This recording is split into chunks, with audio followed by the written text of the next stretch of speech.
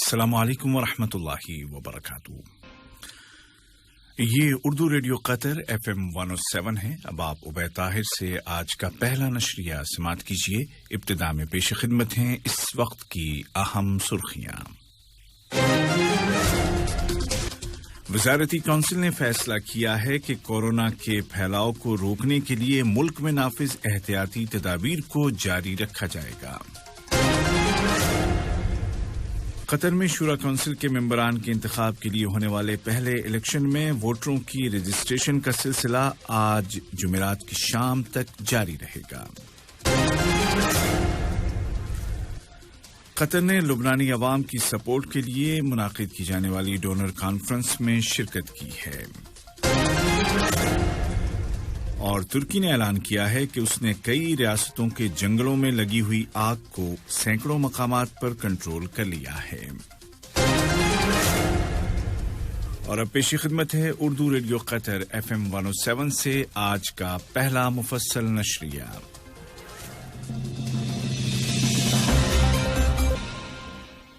بسم اللہ الرحمن الرحیم۔ وزیر اعظم و وزیر داخلہ شیخ خالد بن خلیفہ بن عبدالعزیز آل ثانی کی صدارت میں کل کابینہ کا ہفتہ وار معمول کا اجلاس ہوا، جس کے دوران فیصلہ کیا گیا کہ کورونا وائرس کی روک تھام کے لیے ملک میں نافذ پابندیوں کو برقرار رکھا جائے گا اور سابقہ مرحلے کی طرح ان پر عمل درآمد جاری رکھا جائے گا۔ ان پابندیوں کے مطابق پبلک اور پرائیویٹ دونوں سیکٹروں میں کام کرنے والے ان تمام ملازمین کو ہر ہفتے ریپڈ کورونا ٹیسٹ کروانا ہوگا جن کی ویکسینیشن مکمل نہیں ہوئی، سوائے ان افراد کے جو یا تو اس بیماری سے ریکور ہو چکے ہیں یا طبی وجوہات کی بنا پر ان کو ویکسین نہیں لگائی جا سکتی۔ اسی طرح سابقہ مرحلے کی طرح ہی شاپنگ کمپلیکس 50% کیپیسٹی کے ساتھ کام کریں گے اور ان میں نماز پڑھنے کی جگہیں اور فٹنگ رومز کو کھولنے کی اجازت ہوگی۔ مسجدیں یومیہ نمازوں اور جمعے کے لیے کھولی جائیں گی اور احتیاطی تدابیر کا خیال رکھتے ہوئے بچوں کو بھی مسجد میں آنے کی اجازت ہوگی۔ شورا کونسل کے پہلے الیکشن کے سلسلے میں ووٹروں کی رجسٹریشن کا آج آخری دن ہے۔ ملک کے مختلف 30 مقامات پر ووٹروں کا اندراج کیا جا رہا ہے اور یہ سلسلہ آج جمعرات رات 8 بجے تک SMS، متراج 2 اور پرسنل رجسٹریشن تینوں طریقوں سے جاری رہے گا۔ مجلس شورا کے ممبران کو براہ راست عوام کے ذریعے منتخب کرنے کے لیے قطر میں ہونے والا یہ پہلا الیکشن ہے تاکہ حکومت کے فیصلوں میں عوامی شرکت اور شراکت کا دائرہ بڑھایا جا سکے۔ قطر نے لبنانی عوام کی مالی سپورٹ کے لیے فرانس اور اقوام متحدہ کے ذریعے منعقد کی گئی ڈونر کانفرنس میں شرکت کی ہے۔ اس کانفرنس میں وزیر مملکت برائے امور خارجہ جناب سلطان بن سعد المریخی نے ملک کی نمائندگی کی۔ اپنی تقریر میں انہوں نے کہا کہ قطر لبنان اور لبنانی بھائیوں کی مدد اور امداد جاری رکھے گا جو اپنے مضبوط ارادوں اور بین الاقوامی برادری کی سپورٹ سے حالیہ بحران سے نکلنے کی صلاحیت رکھتے ہیں۔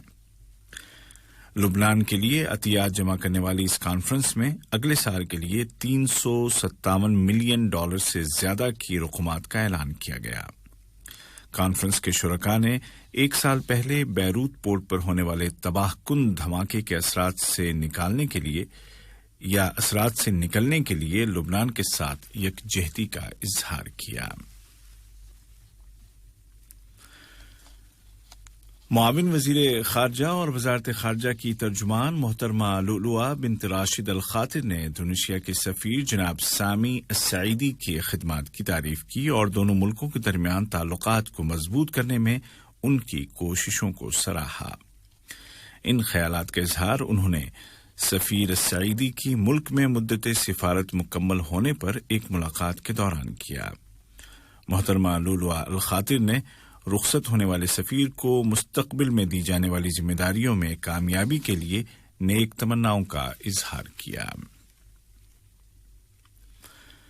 قطری مسلح افواج کے chief of staff major general pilot Ghanim bin Shaheen al Ghanim کے ساتھ سلطنت عمان کی مسلح افواج کے chief of staff general Abdullah bin Khamis al Raisi نے ملاقات کی، جس کے دوران دونوں ملکوں کے مابین قائم تعلقات اور ان کو فروغ دینے کے وسائل کا جائزہ لیا گیا۔ خلیج عمان میں اسرائیل کے ایک آئل ٹینکر پر کیے گئے حملے میں ملوث ہونے سے ایران کے انکار کے باوجود برطانیہ کے وزیر خارجہ ڈومینک ریب نے امریکی وزیر خارجہ اینٹونی بلنکن کے ساتھ ٹیلی فون پر بات چیت کے بعد کہا ہے کہ انگلینڈ اور امریکہ دونوں ایران کی مذمت کرتے ہیں اور مل کر بین الاقوامی امن و سلامتی کے تحفظ کے لیے کام کر رہے ہیں۔ دوسری جانب ایران کے پاسداران انقلاب کے کمانڈر نے کہا ہے کہ ایران کا میزائل سسٹم اور اس کے بحری اور بری دستے ملک کی سیکیورٹی کو نشانہ بنانے والے کسی بھی ممکنہ حملے کا مقابلہ کرنے کے لیے بالکل تیار ہیں۔ انہوں نے کہا کہ اسرائیل کو اپنی دھمکیوں پر نظر ثانی کرنی چاہیے اور غور کرنا چاہیے کہ یہ کس قدر خطرناک ہو سکتی ہیں۔ ایرانی ریپبلکن گارڈ کے سربراہ حسین سلامی نے آبنائے ہرمز میں واقع جنوبی ساحلوں پر تعینات دستوں کے دورے کے دوران ان خیالات کا اظہار کیا۔ ادھر اقوام متحدہ نے اس اہم بین الاقوامی سمندری علاقے میں ہونے والے واقعات کی سنگینی سے خبردار کیا ہے۔ یہ خبریں آپ اردو ریڈیو قطر FM 107 سے سن رہے ہیں۔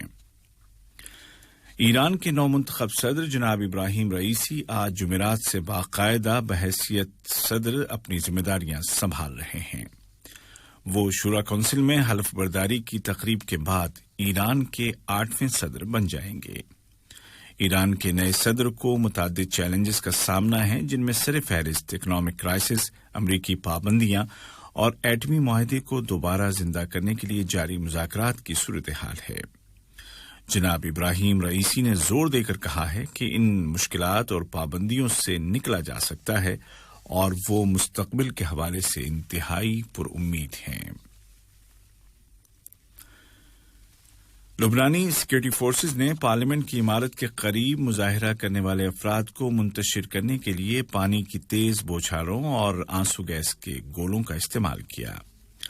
یہ لوگ بیروت پورٹ پر دھماکے کی پہلی برسی کے موقع پر احتجاج کر رہے تھے۔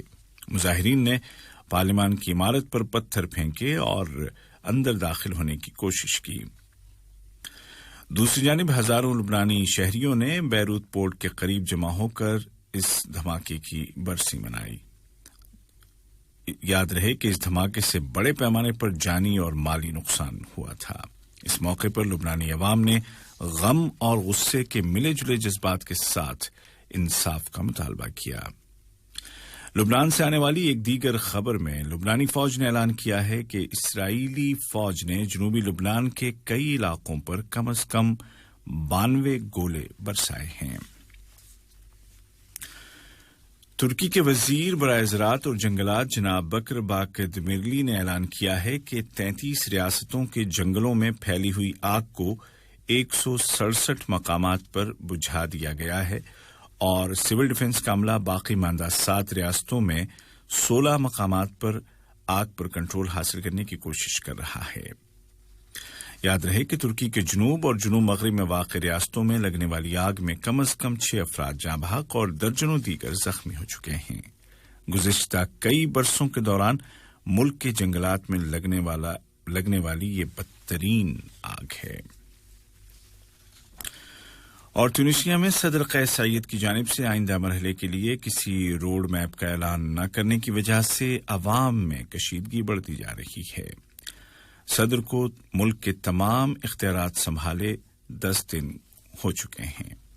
عوام کے ساتھ ساتھ بیرونی طاقتوں کو بھی ملک کو سیاسی اور معاشی تعطل سے نکالنے کے لیے نئے اقدامات کا انتظار ہے۔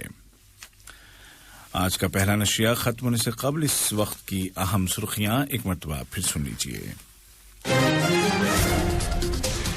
وزارتی کونسل نے فیصلہ کیا ہے کہ کورونا وائرس کے پھیلاؤ کو روکنے کے لیے ملک میں نافذ احتیاطی تدابیر اور اقدامات کو جاری رکھا جائے گا۔